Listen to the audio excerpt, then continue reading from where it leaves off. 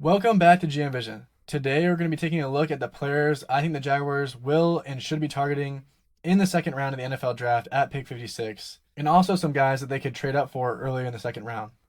For those who don't know, I worked in recruiting at a Power 4 program for over 2 years, and we even played against some of these players that I'm going to be talking about. So I'm going to give you guys my honest evaluation on each of these guys and how they would fit with the Jaguars. We're going to have a lot more content coming out soon. We're going to be going through every single pick that the Jaguars have in this draft. So if you haven't already, hit that like button and subscribe to stick with us. With that being said, let's get straight into the guys the Jaguars could target in the second round. So looking at some of the options here in round 2 at pick 56, we're going to be looking at a few key positions: defensive tackle, linebacker, defensive end. These are all positions that the Jaguars need. Now, I don't think the Jaguars will be solely focused on drafting for a need. For example, a guy that you think has no chance to fall to you at 56, or maybe fall somewhere in the second round that you trade up for, someone that you just can't pass up. That could happen, and this team has enough talent where you truly could take best player available. But I think the draft is going to work out perfectly for the Jaguars in their situation. I think in the first round, it's going to be a mix of offensive and defensive players. And then in the early second round, I think you're going to see a lot more offensive players go. Maybe some defensive linemen that slide out of the first round could go there. And then I think in the back half of the second round and the third round, the real value is in defensive players. And that works out perfectly for the Jaguars because I think that's where they're going to be looking for a guy that can come in and make an immediate impact and make this roster better, because the Jaguars are truly entering a Super Bowl window. We're going to start off by looking at Grayson Halton, a name that's been brought up a lot in Jaguars social media circles. Now, he is number 56, so maybe that plays into the Jaguars having the 56th pick. We're going to go to PFF here and take a look at Grayson Halton's profile. Now, I'm not a big fan of how PFF does their grades, but they are all relative. They grade it the same way each year, so you can see if they have improved as a player over time, and it looks like he has. So a lot of what you hear when you hear about Grayson Halton is that he is a pass rushing defensive tackle. But then you see here, PFF has a better run defense grade than a pass rush grade for him, which still is good because you want him to be able to stop the run as well. And the Jaguars were the best at stopping the run in the NFL last year, so you definitely want to continue that. But I really think Grayson Halton is one of the best pass rushing D tackles in this draft. He's got some pretty good size, 6'2", 292. Now, that is on the shorter side when you look around the league at the best defensive tackles, especially the most disruptive pass rushing D tackles, guys like Chris Jones, Jalen Carter. He does get pushed around a little bit in the run, but that's not too much of a concern with me. As you can see, improved in sacks every year. I think he's still developing there, but he's just got such great quickness off the ball. He's really athletic for a defensive tackle. When you look at some of these stats like pass rush win rate or the run stop win rate, he's around the top for all defensive tackles with over 300 snaps. That's really impressive. I think that's the guy that the Jaguars will be looking for in the second round. Now, I do think it's possible that he gets picked before the Jaguars at 56, but all the mock drafts have him going a little bit later than that, so let's just hope that he's somewhere around the area. Maybe we'll have to trade up for him, maybe we won't. But in this draft class, you just don't see very many defensive tackles that have the pass rush ability that he has. He's very quick up the field. He's a very exciting player to watch. And if you watch some of the tape, he makes some plays where he's clearly watched film. He knows what's coming. And I think he can come in and be a perfect fit for the Jaguars. We don't have much depth past Eric Armstead, and who knows how long he'll be on the team for. He might not even be on the team this coming year. And beyond that, we have guys like Mason Smith who haven't developed yet the way we'd want. We have guys that were practice squad guys that we brought up just to help stop the run, but they don't have much pass rush ability. So this is a guy that can come in, be a pretty good run defender, and get after the passer. Someone that'll definitely come and help out Trayvon Walker and Josh Hines-Allen. I know that they're praying that we get a guy like this that can push the quarterback back, doesn't allow him just to step up in the pocket or find an easy rushing lane to get out of trouble. Someone that can push the quarterback right back into their laps and help them get their sack production up. I think this would be a great fit for the Jaguars at 56. Now we're going to look at two linebackers, Jacob Rodriguez and Anthony Hill Jr. here. We'll start with Jacob Rodriguez out of Texas Tech. Very productive linebacker. This guy is a turnover machine, and that's what I love about him the most. What was the identity of the Jaguars last year? They were leading the league in turnovers. They were winning games solely based off of those turnovers sometimes. Without Devin Lloyd, you're losing a lot of that production, but you can get it here in Jacob Rodriguez. A really smart football player. You can tell he's a step ahead of the offenses he's playing. And from what you hear, he's really a leader out there at the linebacker position. It sounds like everything that you could want. Now, the grades are what they are. Says he's very good in coverage and in the run department. I think those are pretty accurate after watching his tape. Very well-rounded linebacker. He really has a good feel in zone coverage, reading the quarterback's eyes and stepping in front of those throwing lanes. In the run game, you see him be able to identify which gap he needs to attack to come downhill and make a tackle. Now, you do have a 61.4 pass rush grade now. I'm not big on the grades, but it is true. He's not the best pass rusher, and I think that is what you're going to miss from a guy like Devin Lloyd. Widely because he's 6'1", 235. Not a big guy. He's not going to be a very effective pass rusher. And you do see that in a little bit in the run game. He does struggle at time to get off blocks just because of his size, but he does make up for it with his instincts, with how smart he is as a football player. And we go down here, 27 coverage stops, second, very good. 43 run stops, tied for seventh, very good. Some more numbers here to give you a little bit better idea of how he is in coverage. The missed tackle rate is a little bit of a concern, but you got to think he's a guy who's making a ton of tackles. And I think that's also slightly because of his size. He misses some tackles. He's just not able to bring down some bigger backs at times. So I think his size is probably his biggest weakness. If this guy was 6'3", 240, 245, he would be a no-doubt first-round pick. Should have been in the running for a Heisman. I love Jacob Rodriguez. I think he's a great player. He would be a great fit for the Jaguars. He doesn't bring that pass rush ability, but we have guys like Dennis Gardeck that aren't really edge rushers, that are linebackers that can come in and do that type of thing. So I think the best thing about Jacob Rodriguez is his nose for the football. He's punching balls out.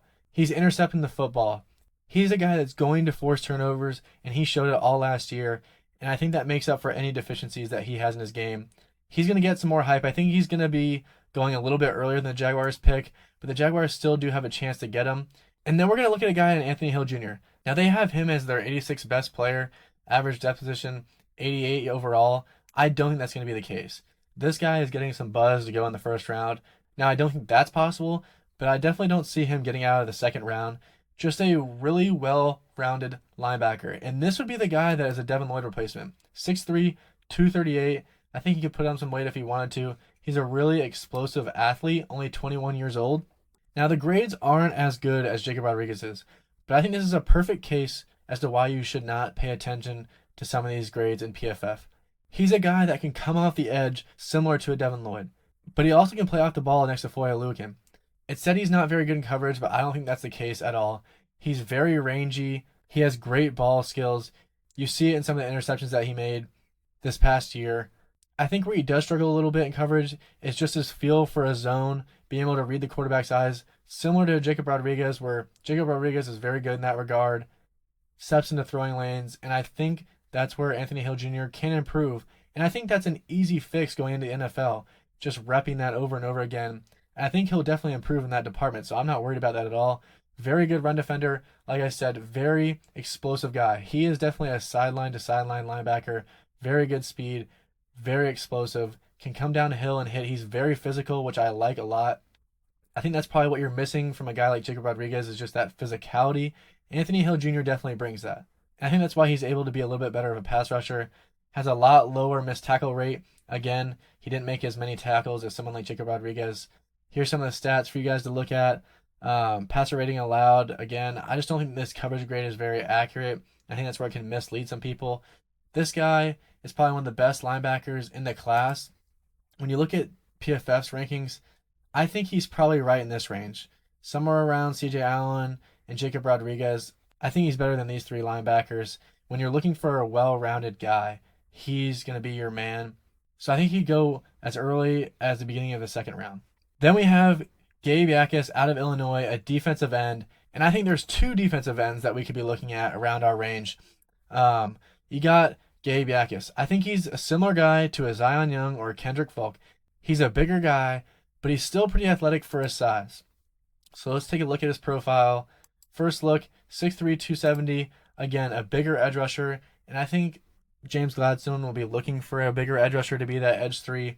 I don't think he's going to be looking for just a pure pass rush guy. So I think this guy could fit the mold. Very good pass rush grade. Improved every year of his college career. It's what you like to see. 12 sacks this past year. Very good. He's pretty good against the run too, so you're not going to have a big drop off there, especially with his size. Again, the grade's not very good, but I don't really see that in the film. He's not your super speedy edge rusher like a Cashius Howell or an R. Mason Thomas, which I think the Jaguars could be interested in as well. He's a little bit more of a raw athlete, but he's still a good pass rusher. He has a lot of the pass rush moves that you're looking for. I think he definitely improved as a pass rusher this year. And with his size, you get him in an NFL weight room, you get him with some of these NFL coaches. I think they can mold him into a really good edge rusher. So I think that's the first pass rusher the Jaguars to be looking at. Again, edge rusher, edge 3 is definitely something the Jaguars need. So, so let's go ahead and look at the other guy that I think the Jaguars could potentially look at in this range, and that's R. Mason Thomas. Now, he is more of your pure pass rusher, 6'2", 250, very explosive athlete. I think he's similar to a guy like Cashius Howell.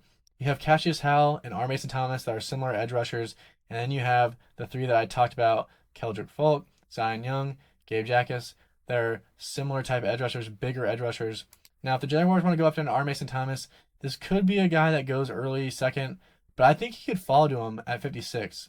Very good pass rusher, is very physical despite his size, and that's what you want to see. Has good length. I know a knock on Cashius Howell was his length was a little bit shorter than you'd like. R. Mason Thomas doesn't have that worry, but I don't think he's as explosive as a guy like Cashius Howell. But for his size, he's pretty well-rounded. Very good pass rusher like we talked about, and he's still pretty good against the run. A really good pass rush win rate at 20.3%. A good run stop rate. He's a pretty well-rounded guy. Now, against the run, I do think there is a little bit of a concern. You do see him get washed out of plays because of his size, but I think the Jaguars would use him in a right way. I think he can set an edge and get off a block to make a tackle. I don't think there's a too big of a deficiency for him there. But if you're looking for this type of guy, I think you're looking more at Cashius Howell, which we'll get into in a second. But another good fit that the Jaguars should be looking for if they're looking to improve this pass rush. I think the Jaguars are really going to be focusing on the defensive line in the draft. They have to improve that to get after the quarterback. They've got some pieces in the back end. I know a lot of people were talking about corner. I don't think that's a huge need. We have a guy that we're paying. We have a guy in Travis Hunter who's probably going to be playing that position mostly next year. And then we have guys like Jarrian Jones who can play at nickel. He can play outside. And then you have a guy in Jordan Lewis who in base defense, it's just going to be him and Travis Hunter out there at corner on the field. Not Manteric Brown, not Jarrian Jones. So I don't think it's as much of a worry as people are making out to be. And now we're going to take a look at something the Jaguars could do that's pretty exciting, a trade up possibility. And I think the first guy that might fall is Caleb Banks. Now, I think Caleb Banks is probably the best defensive interior guy in this draft. He's a very well-rounded defensive tackle out of Florida. 6'6", 330, and moves great for that size. Now, the reason that he could fall, as you see here, only played 3 games last year with a foot injury. And now it's being reported that he hurt his foot again at the combine. So how big of an issue is that? Is this going to be something that comes up over and over again in his professional career? I think that's a valid concern for some of these NFL teams, even though he is the best defensive tackle in the class. He's super physical. He's very good against the run. He can get in the backfield. He's got violent hands. He's a very disruptive player. And I think what sets him apart from some of these other D tackles is he has the size and the athleticism. He doesn't have the size but is missing the athleticism, and he doesn't have the athleticism but is missing the size. I think he's the perfect mix. The only concern is the injury. And you see, with people who have these injuries, especially leading up to the draft, they fall out of the first round, and they fall late in the second or even early in the third round. And if you remember correctly, at the beginning of this process, Caleb Banks was not thought of to be a first-round pick. It was only until the Senior Bowl that he got into those talks. Then people actually started paying attention to him. And now that he's injured, I think he could easily fall out of the first round. And if he's there early in the second round and the Jaguars feel good about his injuries, I think they'd be more than willing to give up one of their third-round picks to go up and get him early in the second round if he's there. So I'd be really excited, as long as he's healthy, that the Jaguars went up and got Caleb Banks. I think he's the best defensive tackle in the draft. And then the other player we kind of talked about a little bit, Cashius Howell out of Texas A&M. This guy is just a freak athlete, very good edge rusher. You see the production, 12 sacks. He's improved throughout his college career. Very good pass rush grade, very good pass rush win rate. The concern for him is stopping the run. Now, that is the difference that PFF makes between him and R. Mason Thomas, is that R. Mason Thomas is a slightly better run defender. I don't think that's really the case. I think they're pretty even in that regard. Now, Cashius Howell does have the length concerns, which why I think he might fall out of the first round and you could trade up for him. But I think he'd be a very good player. He's a dog out there. You see it in the film. He's getting after it. He's talking shit out there. So very exciting player. I think he brings some juice to this defensive line. He can really get after the quarterback. He's got all the pass rush moves that you're wanting, and I think he can definitely get better in that regard. He's definitely not capped out by any means. And I think the Jaguars can afford the luxury to take a guy that can be an edge three that isn't the best run defender. Even if he isn't that, he's still a really good pass rusher, and the Jaguars are good enough around him in the run department where he's not just going to be this liability that makes the Jaguars a bad run defense. So I think the Jaguars should definitely go after him. Like I said, just very explosive player, great athlete at his size, 6'2", 250. Very exciting player. I think he'd fit really well with the Jaguars. So I think those are the guys that the Jaguars could be looking at in the second round. I'll go ahead and run a quick simulation here so you guys get a good idea of who we could be looking at. All right, so I'll run a quick mock sim for you guys just so you can see who would be there potentially for us there at pick 56 or just around it. All right, so getting close to our pick here. We can take a look at who's on the board really quickly. We got Ty Simpson, Eli Stowers, Keontae Scott, really good nickel corner. Traden Stukes, I like him a lot. He's a big nickel corner, 6'2", 200 pounds. I think he could transition really nicely into a boundary corner. He's definitely a guy I think the Jaguars could look at in the third round. Look down here, Derek Moore, Danny Dennis Sutton, and I think our guys Grayson Halton are still on the board here. They have him ranked in the third round range. And also a guy like Max Clare I think we could look at in the third round, Connor Liu, and then finally our guy Anthony Hill Jr. here all the way at 86. So definitely some good options here. All right, so now let's take a look at some of the guys that went right before our pick and at the beginning of the second round. Malachi Lawrence, a guy that I'm very familiar with, a guy that I actually know very well. Then we have Gabe, a guy that we just talked about going a few picks right before us. Like I said, a guy that should be in our range. I think both those guys could be in our range. R. Mason Thomas going a few picks, probably about 9 picks right in front of us. A guy that we might have to trade up for, but I think it'd probably get to us at 56. They're going to value him. I don't think we're going to be looking at offensive lineman guys. We have Wyatt Milam. We have Jonah Monheim. I don't think that's going to be a priority for them early in the second round when we're in a need to win now window with a team that we have. Jacob Rodriguez going here at 42. Like I said, I think the consensus is that he's going to go early second round, so we might have to trade up for him. I don't know if that's going to be worth it for the Jaguars, especially if we get Anthony Hill Jr. later on in the draft without having to give up picks. Lee Hunter going here at 34, and a player that we could definitely be interested in. Caleb Banks going at the end of the first round. Maybe that's a team that we trade with. Get up right in the last pick of the first round to go get Caleb Banks. And then some other players. Continuing to look here, we see Cashius Howell going at 23.